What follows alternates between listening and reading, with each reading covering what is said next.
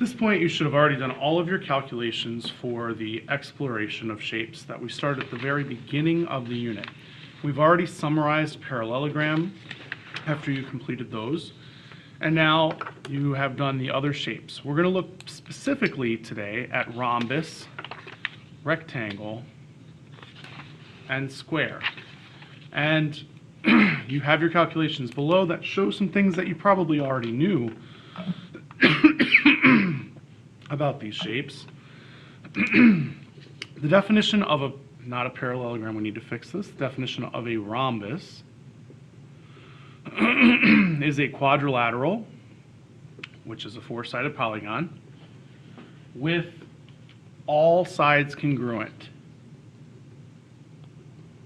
So any quadrilateral that has all four sides congruent is also considered a rhombus. That is its definition. Everything else about the shape is a property, which we could call theorems, but we're not. We're just going to memorize them as properties. The properties of the sides. So I'm going to mark it by its definition. By its definition, all four sides are exactly the same length. Now, in addition, since both sets of opposite sides are parallel, we know from the last section on parallelograms that this is also a parallelogram. Or since both sets are congruent, it's also a parallelogram. So the sides are also, opposite sides are parallel. So this is a parallelogram in addition to being a rhombus. As far as its angles, it'll have the same properties that the parallelogram had, in that opposite angles are congruent and consecutive angles are supplementary. Those can be proven using the parallel lines. So they're properties of a parallelogram. Since this is a parallelogram, it's also the properties of a rhombus. Unlike the parallelogram, though, this has all sides congruent. The diagonals of a parallelogram or of a rhombus do the same thing that the parallelogram does, plus one more. So because we have parallel sides, they do bisect each other. But now we're adding what's unique to the rhombus from the parallelogram. And that is that if you looked at the slopes of AC and BD, they were opposite reciprocal slopes. This tells you that BD and AC are perpendicular, which means that the diagonals are perpendicular. They form right angles. So in addition to bisecting, the diagonals are not congruent. You should have gotten two different distances. But in addition to being bisected, every single one of these angles is a right angle, because where the diagonals intersect, because they are perpendicular. Moving on to the rectangle. The rectangle, the definition of a rectangle, you should have known this from the time you were in elementary school. It is a quadrilateral with four right angles. You may not have realized this in your calculations, but your slopes of your consecutive sides were opposite reciprocals, forcing these to be right angles. This one was 0, this one was undefined. That's a right angle right there, all four right angles. Now, because we have all four right angles, we will have opposite sides parallel. And just like the parallelogram, we have opposite sides congruent. And the angles, in addition to since they are all right angles, all angle pairs are supplementary and congruent. So it goes a little beyond just having consecutive. Yes, consecutive are still supplementary. Yes, opposite are still congruent, just like the parallelogram, but now all the angles are congruent. So our definition here is that we have four right angles. So there I've marked the definition. These are properties. And now the properties of the diagonals. Well, like a parallelogram, the diagonals do bisect each other. But now, because it's not stretched out where one's longer and one's shorter, the distance from here to here, look at the right triangle, height and width, width and height are the same on this one. The distance from here to here and the distance from here to here are equal. So our diagonals for our rectangle are congruent. They don't form a right angle, they're not perpendicular, your slopes were not opposite reciprocals. In fact, if you look carefully, usually this one's an acute angle and this one's an obtuse angle, unless it's turned. So these aren't right angles, but instead of just marking these pieces congruent and then different tick marks for these, they'll all have the same tick mark because this diagonal and this diagonal are the same.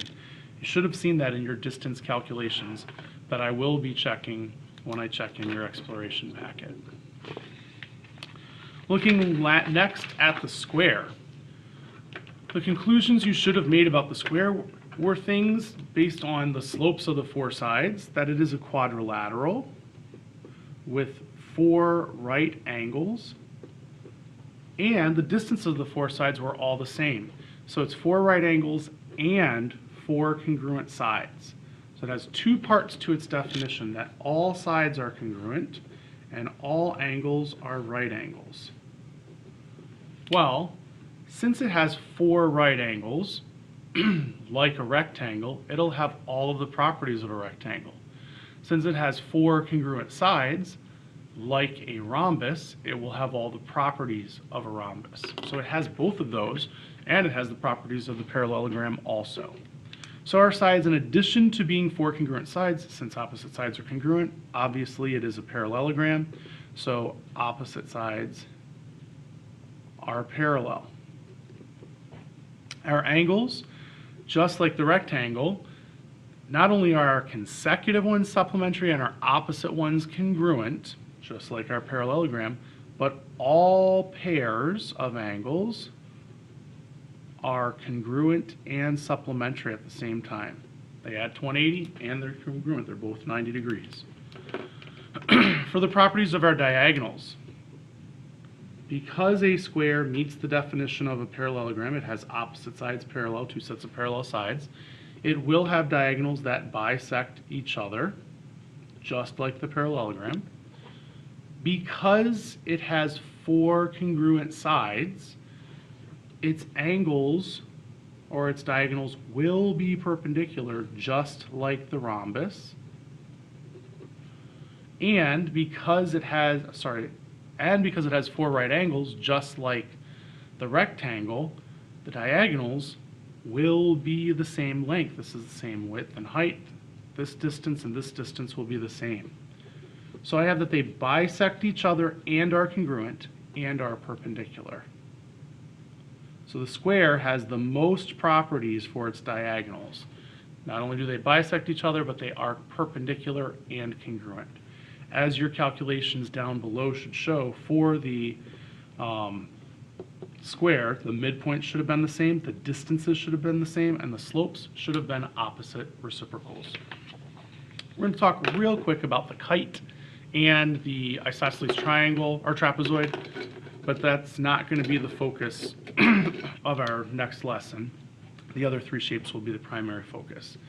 So for a kite, it is a quadrilateral with 2 sets of consecutive sides congruent. And this is a kite. So we have this set, right? Normally we think of that as the top of the kite if we were to turn it this way. And this set of sides are congruent. So there's one set of consecutive sides congruent, there's another set of consecutive sides congruent. There are no other properties, just see the definition for the sides. There are some things about the angles. There will be one set of congruent angles that touch the short diagonal.